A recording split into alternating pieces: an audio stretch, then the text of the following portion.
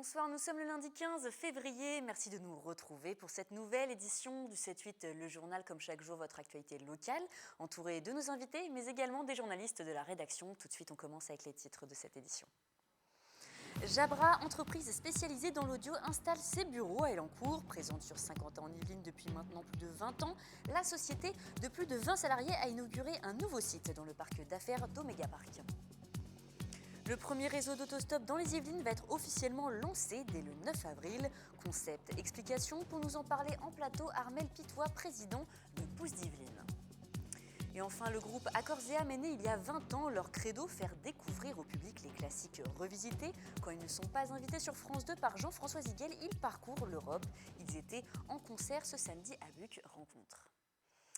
Et installée à Saint-Quentin en Yvelines depuis maintenant plus de 20 ans, la société danoise Jabra vient d'inaugurer des bureaux dans le parc d'affaires d'Omega Park à Elancourt. Spécialisée dans l'audio, l'entreprise emploie plus d'une vingtaine de salariés sur le site élancourtois. La filière française est en pleine croissance, comme nous l'expliquent Fanny Bourdillon et Mélanie Poquet. Après Montigny, le Bretonneux et Trappes, c'est dorénavant à Elancourt que la société Jabra a sa filiale. Si la société a déménagé, elle a tout de même voulu rester sur Saint-Quentin en Yvelines. Pourquoi ce choix? Parce qu'aujourd'hui, c'est une région très technologique, d'accord, avec beaucoup de savoir-faire technologique. Nous avons comme voisin EADS, nous avons des sociétés dans ce groupe d'immeubles qui sont ou sur des parties financières ou sur des parties très technologiques, qui correspondent complètement à notre environnement de tous les jours. Installée sur l'agglomération depuis plus de 20 ans, Jabra France emploie 25 personnes sur le site d'Elancourt. La société, qui fait partie d'un groupe danois, est spécialisée dans l'audio et notamment la téléphonie mobile. Aussi bien sur une branche qui fait des appareils de mesure auditive pour les hôpitaux, et enfin une troisième division qui fait des appareils pour malentendants, en fait des dispositifs d'aide auditive. Jabra met en avant une croissance de 14% du chiffre d'affaires pour l'année 2015 par rapport à l'année 2014. Retour à présent sur la crise agricole, alors que les ministres de l'Agriculture de différents pays se sont réunis aujourd'hui à Bruxelles pour trouver des solutions. La Fédération des Yvelines du Parti communiste français organisait samedi une rencontre avec un agriculteur de l'Allier.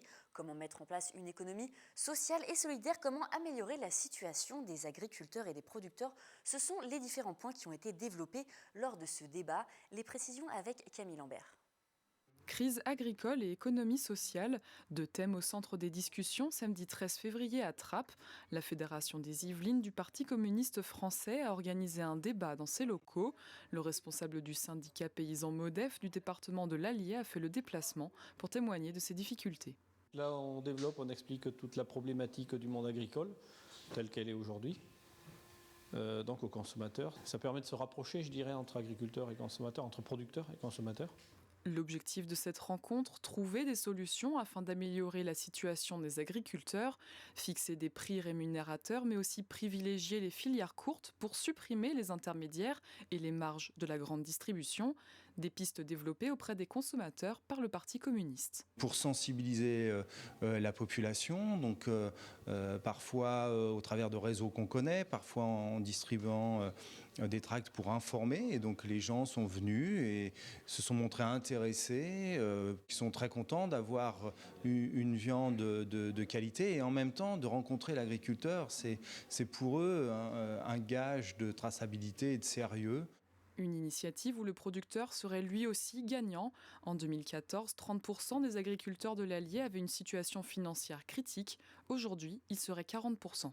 Ça apporterait donc un revenu plus intéressant et on pourrait vivre de notre travail, ce qui n'est pas le cas aujourd'hui.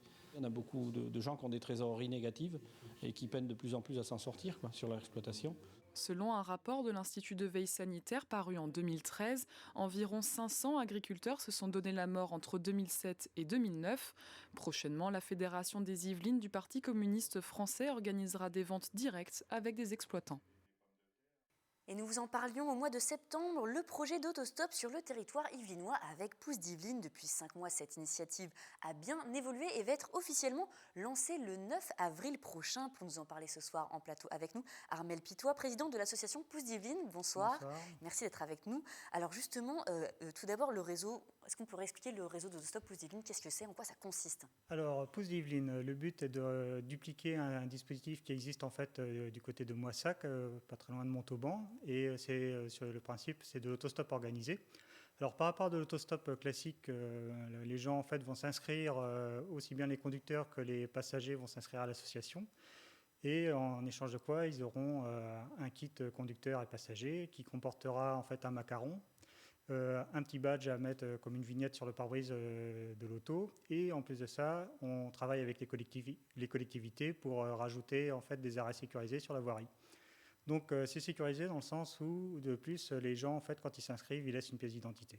Donc voilà, pas de risque. Ça se fait justement par le biais d'un site internet. On s'inscrit dans une commune. Comment ça se passe de ce côté-là? Alors, il y a deux possibilités. L'une, c'est de s'inscrire dans les communes adhérentes. Donc aujourd'hui, on est à 11 communes. Et autrement, sur le site internet de Réseau Pouce, vous allez sur la page de Pouce d'Yvelines et vous pouvez vous inscrire. Alors justement, cette initiative, alors ce n'est pas que seulement vous qui avez lancé, ça s'est inspiré justement de Réseau Pouce qui englobe toute la France. Voilà, en fait, l'idée est partie de Moissac, comme je vous précisais tout à l'heure, et maintenant, c'est un système qui est vraiment en pleine expansion, puisque en début 2015, il y avait 90 communes, fin 2015, 140, on est sur des prévisions à 400, 500 fin avril, et avec des prévisions de 900 communes à la fin de l'année 2016. Donc c'est vraiment une grosse expansion, et c'est vraiment un système qui est en devenir.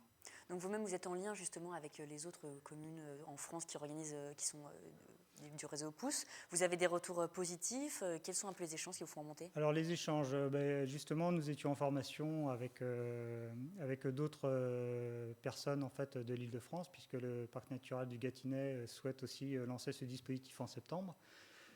Nous étions aussi avec d'autres responsables de différentes régions en France, et l'idée c'est qu'on sent vraiment que, ne serait-ce que par les sessions de formation, qu'il va vraiment y avoir beaucoup de monde à se lancer, et pas seulement en région parisienne, encore une fois. Nous en Yvelines, on va être les précurseurs, mais ça va vraiment être dans tous les coins de la France.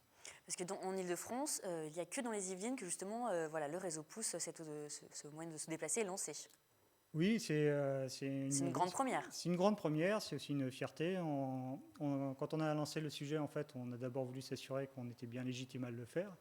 Donc c'est pour ça que nous avons rencontré la région Île-de-France vraiment au tout départ. Et donc nous avons aussi été labellisés par la région Île-de-France, puisque nous avons reçu une subvention de 50 000 €. Et je dirais un petit peu la cerise sur le gâteau, nous étions aussi présents sur le stand de la région lors de la COP 21. Alors justement, la COP 21, il y a beaucoup d'avantages écologiques, on va dire, à participer à ce réseau Pouce d'Yvelines. Est-ce que vous pouvez nous les rappeler en termes d'économie budgétaire, mais aussi pour la planète? Alors oui, très clairement, l'idée à la base était de lutter contre l'autosolisme, c'est-à-dire essayer de partager je dirais, la voiture à plusieurs.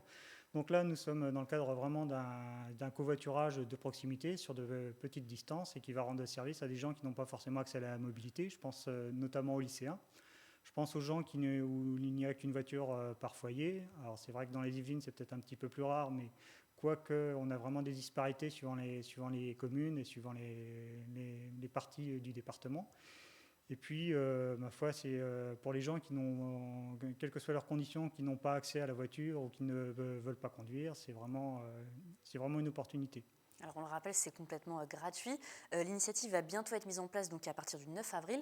Comment va fonctionner un peu le réseau d'autostop de façon pratique? Comment vont se passer également les réunions? Alors les réunions publiques, on commence dès demain en fait à Marc. Alors vous pouvez retrouver en fait les informations sur le site de Pouce d'Yvelines. Nous avons déjà 11 communes, c'est Marc, Thoiry, Méret, Bazoches-sur-Guyonne, Boissy-sans-Avoir, Saint-Léger-en-Yvelines, Marie-le-Guyon, Les Minules, Émancé, Villers-le-Maheu et Thiviers-Valgrignon. Comme ça, je n'oublie de personne. Et il y a d'autres communes qui vont arriver. On est vraiment pour parler avec plein de collectivités. Donc c'est vraiment, je dirais, parti sur la bonne piste. Et lors de ces réunions, justement, on va préciser au public les modalités en fait, d'utilisation du dispositif et puis répondre à toutes les questions. Donc si on veut avoir plus d'informations, on peut se proposer également en tant que covoitureur? Alors en fait, il faut vraiment venir, aller à la source de renseignement et puis, ma foi, faire la démarche de s'inscrire ou en mairie ou sur le site internet. Alors justement, pour s'inscrire, on se met directement en relation avec vous? Alors, il y a moyen de le faire directement sur le site internet de Réseau Pouce. Et puis, vous vous inscrivez. En fait, toutes les démarches que vous pourriez faire en mairie, vous les faites sur le site internet. Maintenant, nous conseillons quand même de se rapprocher des mairies pour les gens qui habitent en fait sur les mairies adhérentes ou à proximité. Si on veut justement soutenir votre projet. Voilà, plus il y aura de monde et mieux ça marchera et plus il y aura de collectivités. Et encore une fois, je suis vraiment très confiant parce qu'on a des contacts un peu partout dans le département. Je pense qu'on aura vraiment une grosse implication des collectivités et à terme, je pense que nos objectifs seront atteints assez rapidement. Est-ce que du coup, vous faites un peu de la concurrence à des sites de covoiturage comme Blablacar? Vous avez déjà eu des retours ou des approches par rapport à ça? Alors, c'est très bien que vous en parliez. Non, on est vraiment sur quelque chose de complètement différent. On est vraiment sur de l'autostop organisé. On ne vient pas là pour concurrencer qui que ce soit. On vient vraiment là pour compléter en fait les transports en commun, pour abattre vers les transports en commun. Le service est gratuit pour les utilisateurs. Donc, on n'est vraiment pas du tout dans une démarche commerciale. On est plus dans une démarche de service public pour tout simplement essayer de rendre service aux utilisateurs. Alors donc il y a les adhésions récentes de Villiers-le-Mahieu, vous l'avez dit, Thiverval-Grignon. L'association regroupe désormais 11 communes, donc Thoiry, Méry, vous en avez parlé. Il y a aussi des contacts qui sont en cours avec justement d'autres communes, d'autres collectivités, peut-être plutôt dans le sud des Yvelines? Alors dans le sud, dans le nord, on est vraiment un petit peu partout sur le département. On restera, je dirais, sur la zone rurale ou sur le territoire on va dire de front urbain. On n'a pas vocation forcément à aller dans des centres-villes qui sont vraiment très bien desservis par les transports en commun existants. Mais encore une fois, je pense qu'on va se propager très rapidement, très sûrement, je dirais vraiment en partenariat avec les collectivités parce que c'est le point de passage incontournable. Il faut bien voir que l'association aujourd'hui, elle est majoritairement tenue par les collectivités. Nous, on a simplement, en tant qu'association, fait la coquille juridique et maintenant, je dirais, les collectivités sont en train de s'emparer du sujet et c'est très bien comme ça. Si justement le réseau Pouce s'étend à toute l'Île-de-France, ce ne serait peut-être pas tout de suite, mais on peut penser que ça va arriver, ce seraient d'autres associations, ce serait vous-même qui aussi gérerait justement cette extension? Alors non, puisqu'on ne l'a pas souhaité au départ. On reste sur le département des Yvelines. Réseau Pouce est nettement mieux structuré que nous, en fait, pour aller vraiment mailler complètement la région Île-de-France. Comme je vous l'ai indiqué, le parc naturel du Gâtinais, qui je fais un peu de publicité, mais c'est très bien pour eux, vont se lancer dans l'aventure aussi en septembre. Donc je leur souhaite vraiment bonne chance. On essaiera de travailler vraiment avec eux du mieux possible et je dirais pour que tout le monde soit gagnant dans l'histoire. Merci beaucoup Armelle Pitois d'être venu, d'avoir répondu à nos questions. Alors si vous voulez justement plus d'informations donc sur le réseau Pouce et Pouce d'Yvelines, il y a les informations, le site internet qui s'affiche en bas de votre écran. Merci à vous. Et enfin, connaissez-vous le home staging, popularisé par des émissions de télévision? Le relooking d'un bien avant sa vente ou sa location est devenu très fréquent dans l'immobilier. Vous pouvez maintenant en profiter sans forcément passer à la télévision ou accueillir une équipe de tournage chez vous. À Voisins, le bretonneux Jodel s'est lancé dans l'aventure depuis septembre dernier. Fanny Bourdillon nous explique le concept. Regardez.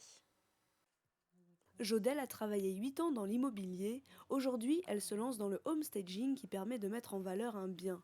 Pour ce 2 pièces vides, à Voisins le Bretonneux, elle a d'abord travaillé avec des croquis, puis des maquettes de photoréalisme en 3D.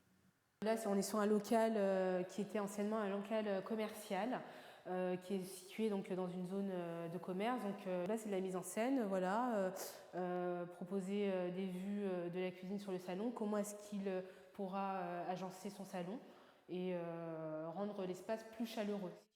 L'objectif, rendre l'annonce immobilière plus claire et plus attrayante. Car si les photos sont trop simples, l'appartement semble sans âme et n'enclenche pas de visite. C'est pourquoi cette agence immobilière de Voisins le Bretonneux fait désormais appel à une homestager. Les acquéreurs ou les locataires ou les futurs locataires, avant même de regarder le descriptif, regardent d'abord les photos. Et si les photos ne donnent pas envie, ils peuvent passer à côté de quelque chose qui correspondrait pourtant tout à fait à leur recherche. Donc il faut qu'on leur donne envie, il faut qu'on arrive à les accrocher. Avec les vidéos 3D de Jodel, cette agence projette à ses clients une version numérique à 360 degrés du local. De quoi percevoir tout le potentiel du bien immobilier, car désormais plus nombreux que les acheteurs, les vendeurs doivent convaincre. Et revenons sur les événements du week-end. Hier, dimanche 14 février, à l'occasion de la Saint-Valentin, l'association d'improvisation théâtrale Les Vicignoles organisait un spectacle spécial sur ce thème à la salle de la Tour de Voisins le Bretonneux. Chaque joueur choisit un personnage qui l'endosse pendant 1h30 de match d'improvisation pour voir se faire et se défaire différents couples sur scène. Alors qui de Jean le jeune commercial, Gatien le collant ou Henriette la poissonnière finira en couple? Philippe Verissimo, président de l'association Les Vicignoles, nous en dit plus. Regardez, écoutez. Il y aura un maître de cérémonie Au départ, on va tous se présenter, qui dira je veux tel personnage et tel personnage en train de faire ça. On improvise là-dessus. Quand la scène se termine, on dira au public alors est-ce que ça match ou pas. Si le public trouve que le courant passe, qu'il y a un petit feeling, et bien dans la scène suivante, on les verra en couple. Et nous restons sur le thème de la culture. Comme chaque lundi, c'est la chronique culturelle de Sephora Namanis. Sephora qui vient nous présenter le groupe Accords et âmes. Est-ce que je le prononce bien, Sephora? Oui, c'est tout à fait ça, Accords et âmes. Et on sait pourquoi, parce qu'ils se donnent à corps et âme dans leur musique. Donc Accords et âmes était au théâtre des Arcades de Buc samedi soir pour leur concert Classique Instinct. L'occasion pour moi de vous présenter ce groupe qui s'inscrit dans cette nouvelle mouvance néo-traditionnelle. Alors Accords et âmes, c'est un groupe né il y a une vingtaine d'années sur les bancs de l'école, au collège précisément. D'abord sage au conservatoire, ces 5 musiciens de formation classique sont allés de voyage en rencontre pour créer un univers riche et décalé. Ils se donnent donc à corps et âme dans leur musique et en explorent toutes les facettes, du baroque au rock, du traditionnel au jazz, une expertise du classique revisité, les détails avec Raphaël Maillet, violoniste du groupe Accords et âmes. Ce que nous espérons arriver à transmettre avec Accords et âmes, c'est de faire comprendre au public que les compositeurs de musique classique, soi-disant respectables, se sont toujours inspirés des musiques traditionnelles et des musiques populaires à destination de la danse, qui étaient soi-disant moins respectables. Donc nous essayons de faire en sorte que ces musiques ne soient pas en opposition, mais plutôt en complémentarité, comme elles l'ont toujours été. Mais pour diverses raisons un petit peu complexes, telles que la Révolution française et le classement à la FNAC, les musiques ont été cataloguées. Alors leur concert s'appelle Classique Instinct. Pourquoi? Ce n'est pas une référence au film? Non. Mais ils défendent vraiment un rapport instinctif à la musique classique qu'ils cherchent à ramener à ses origines populaires et dansantes. Leurs influences musicales sont multiples, musique classique, musique tzigane, musique du monde, rock. Et c'est vraiment à l'image de la pluralité de tous leurs instruments de musique. On voit aussi bien du hautbois, du violon, de la contrebasse pour le classique, que des percussions plus pour les sonorités exotiques, l'accordéon pour la danse bien sûr, et la guitare et la batterie pour le côté rock.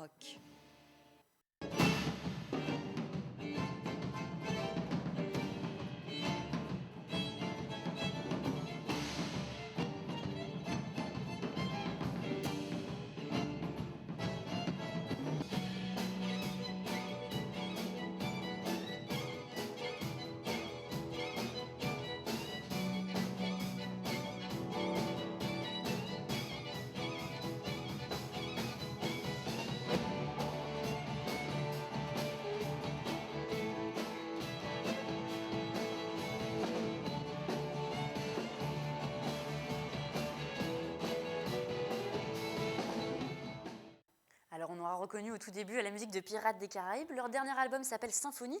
Est-ce que leur spectacle est tiré uniquement de ce dernier album? Alors, pas tout à fait. Donc c'est vraiment le produit de leurs 3 derniers albums. C'est un concert, vous avez pu l'entendre, très dansant, très rythmé, très dynamique, avec des musiques populaires, mais également des musiques plus classiques, plus savantes, comme ils disent, et donc des musiques symphoniques extraites de leur dernier album Symphonie.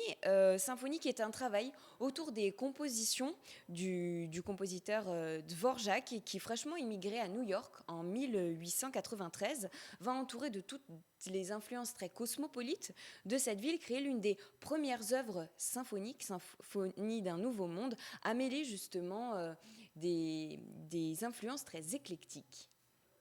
Dvorak a dû composer une musique américaine et il s'est donc influencé de toutes ces cultures. Et nous avons essayé de faire le chemin inverse. Donc on a réduit une partition pour orchestre symphonique pour notre quintette. Et là, on s'amuse avec les codes des musiques traditionnelles. Et par la suite, dans l'album symphonique, nous avons fait l'inverse, c'est-à-dire que nous avons écrit et créé du répertoire traditionnel et nous l'avons arrangé pour orchestre. Donc, nous avons inversé un petit peu. Voilà, la musique pour orchestre est jouée par un quintet et la musique à l'origine traditionnelle est jouée par un orchestre symphonique. Vous l'avez compris, c'est donc un travail musical qui vient renverser les codes du concert.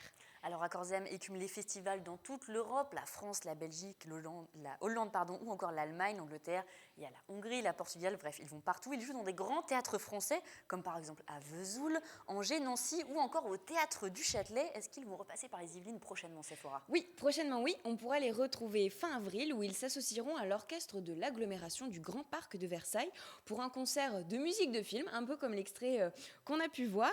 Et le 13 juillet prochain, ils seront également présents pour le grand bal de musique populaire de Versailles, juste après le grand feu d'artifice. Et peut-être même qu'on pourra vous y retrouver, Florent. Peut-être. Alors en tout cas, je vais tout de suite noter la date. Ce sera pour l'occasion. On pourra faire aussi également un reportage. Merci Sephora. On vous retrouve mercredi dans le kiosque. Est-ce que vous pouvez nous en dire un petit peu plus? Quel sera le programme? Faites-nous du teasing. Oui, exactement. Alors dans le kiosque, on va aborder le One Man Show mercredi avec Laurent Searle. C'est un élan courtois qui tourne actuellement au guichet Montparnasse. Et puis dans 2 semaines, je crois que je vais faire des heureuses, même à la rédaction, parce qu'on va recevoir Lilian Dugois, jeune adolescent comédien de la série de France 2 qui fait un carton, fait pas ci, fait pas ça, et également Louis Gelmini qui participe actuellement à The Voice. Un plateau avec que des stars, dis donc, Sephora. On a hâte de voir ça. Merci beaucoup. On passe maintenant au sport. Montigny-le-Bretonneux continue sa belle série. Les hommes coachés par le duo Cyril Murier et Guy Mathieu Begré, qui occupent la 3e place du championnat de première série, ont remporté une victoire importante contre le 4e Stein lors de la 13e journée du championnat. Le score 15-13. Résumé du match avec Mickaël Elmidoro et Camille Lambert. C'est peut-être l'un des tournants de la saison pour Montigny-le-Bretonneux. En première série, les Verts ont remporté un match décisif dans la course au podium contre Stein ce dimanche à domicile. Dans la boue et sous la pluie, les Illymontins se sont imposés à 15-13. Ça a été difficile à chercher. On a eu du mal, mais on s'est donné les moyens. Et franchement, c'est mérité. Les joueurs ont été très héroïques parce que ça n'a pas été facile. Je ne suis pas l'habitué par l'arbitrage, mais l'arbitrage ne nous a pas beaucoup aidés. Mais les joueurs ont été héroïques. Donc vous avez dû vous en rendre compte. On est resté une quinzaine de minutes chez nous, on n'a pas pris d'essai. Ça c'est fabuleux, quoi. Ils ont été très disciplinés à ce niveau-là. Avec cette 3e victoire consécutive, Montigny-le-Bretonneux se relance dans la course à la montée. Les joueurs coachés par le duo Cyril Murier, Guy Mathieu Begré occupent la 3e place du classement à 11 points du 2e columérien à 4 journées de la fin. On a eu beaucoup de points, 109-0 il y a deux matchs. Le match dernier aussi, on a réussi à avoir le point de bonus. Là, on a réussi à aller chercher une victoire dans des conditions limites. Donc ouais, on vise la montée, on fera tout pour y arriver. Pour continuer à rêver de la montée, Montigny-le-Bretonneux devra obligatoirement s'imposer contre Chelles lors de la 14e journée du championnat, un match programmé au stade Robert-Baran le 20 mars prochain. Et oui, c'était bien du rugby, ce n'était pas le Medet. Je le rappelle, les bains de boue sont très bons pour la peau. Plus de détails sportifs tout de suite avec Mickaël Elmidoro pour le 7-8 Sport. Merci de nous avoir suivis. Je vous donne rendez-vous demain pour une nouvelle édition du journal. Je vous souhaite une excellente soirée.